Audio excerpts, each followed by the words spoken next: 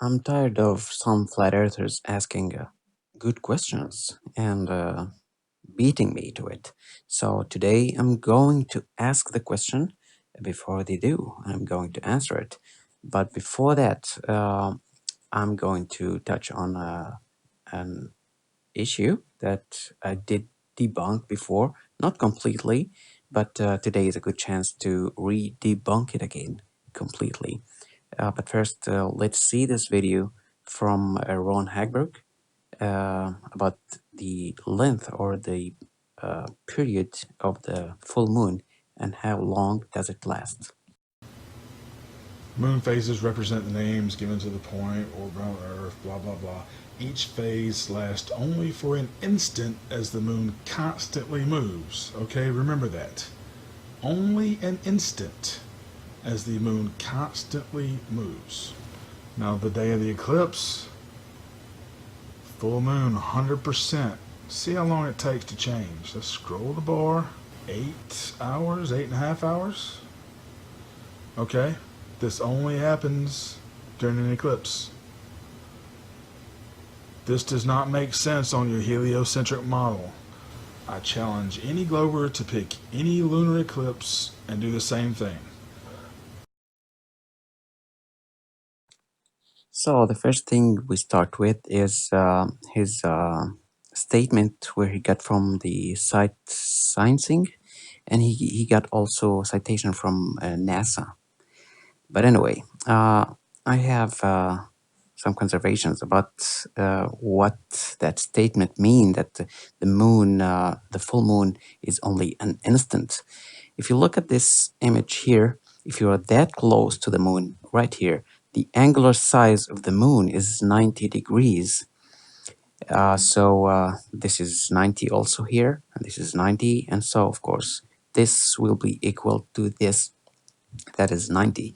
And so if this is the terminator lines, then we have 45 degrees here and 45 degrees here if you're in the middle, just facing the exact moment of the peak full moon. So you will have to rotate 45 degrees from that instant in order to see the first portion or the first part of the terminator line, or that the moon moves 45 degrees around you to start seeing the terminator line. But that's not the case. This is just exaggeration to show the issue. The angular size of the moon from Earth is around 0.5 degrees.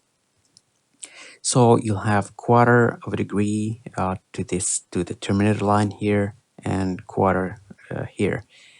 Or if you have it a quarter of a degree below this position, you will have half a degree above to travel. You'll need an extra half a degree to travel. So that's around 1 hour, because the moon travels about half a degree around the Earth every 1 hour.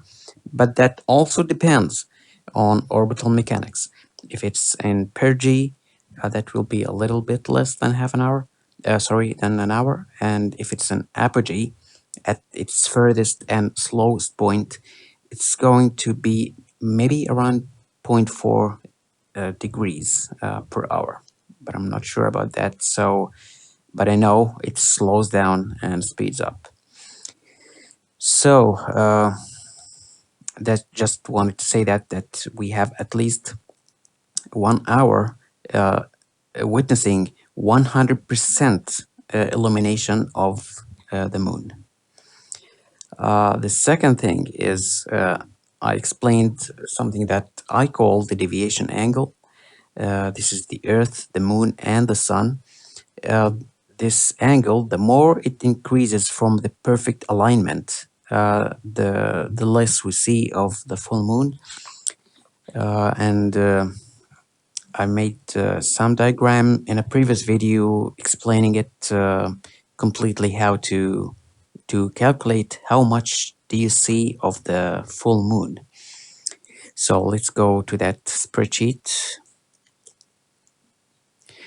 This the spreadsheet. You don't have to look around much. This is just how many hours from the full moon, the peak full moon, the exact perfect alignment. And this here is the phase as displayed on mooncalc.org. So here it's 99.8, and the precise is 99.8 something. The angle here is 0, but you can still hear there's a deviation angle. This deviation angle appears only because I put this as a 0. So this deviation angle here is not due to time, but this is due to the orbit, the moon orbit being 5.1 degrees inclined to the ecliptic. So this is just to say that the least value of a full moon, 99.8 as displayed on mooncalc, is because of this deviation angle that comes from the inclination of the moon's orbit. So, but if we put it to 0, yeah, you get it with 100% and the precise 100%. But I don't want to spoil my spreadsheet. Let it be as it is. Now, once I put here 1 hour or just any value other than 0, then the deviation angle will become from this value here. So let's calculate the moon phase value after, say, 2 hours. Here it is, 99.99214, but it will be displayed as 100 on mooncalc.org because they round to the nearest first decimal. So 3 hours, 4 hours, 5 hours, 5.1. Okay, so not 5.1, just 5 hours. That's 5 hours after the peak full moon. You will still get a reading on mooncalc.org of 100%. And don't forget, we have a half hour because of this. We have half hour before, half hour after, and we have 5 hours before and 5 hours after. That's 11 hours, not only 8 hours.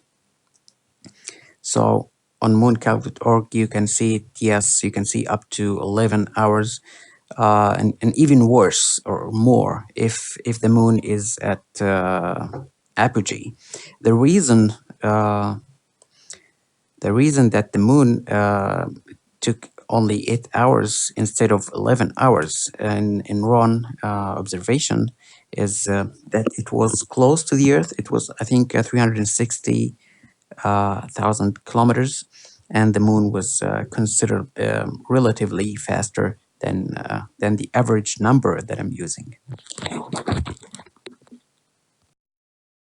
Now, the third or the second part of this video is a question that could be asked one day. Right here, I have this date on the 1st of June 2020.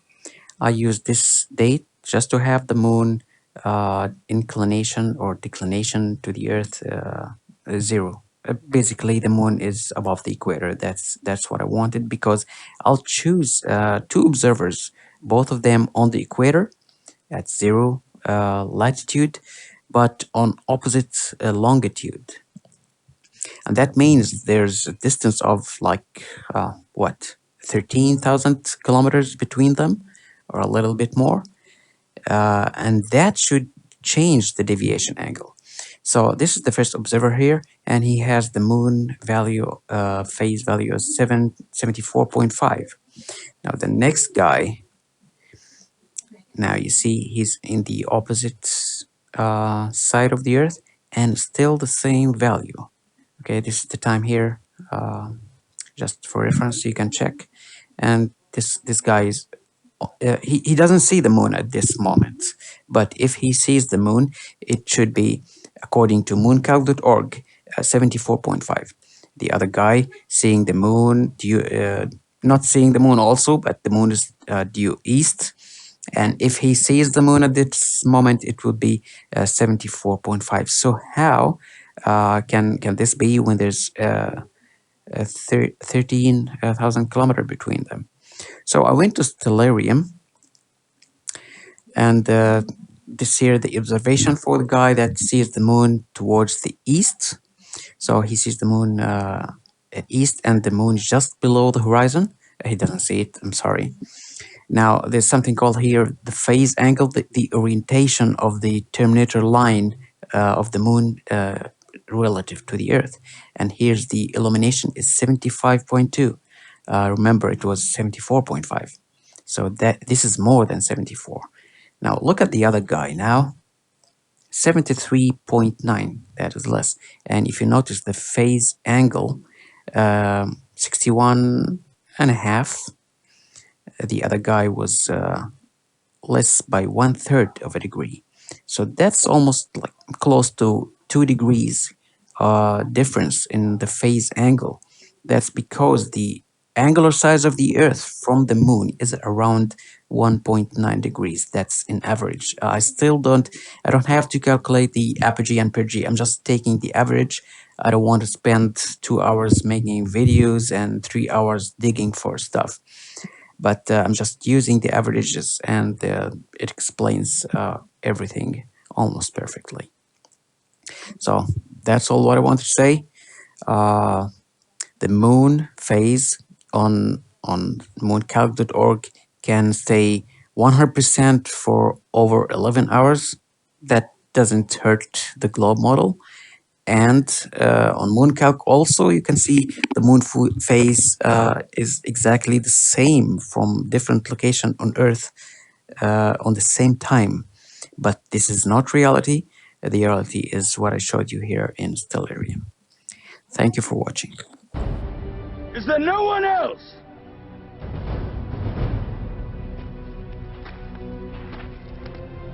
Is there no one else?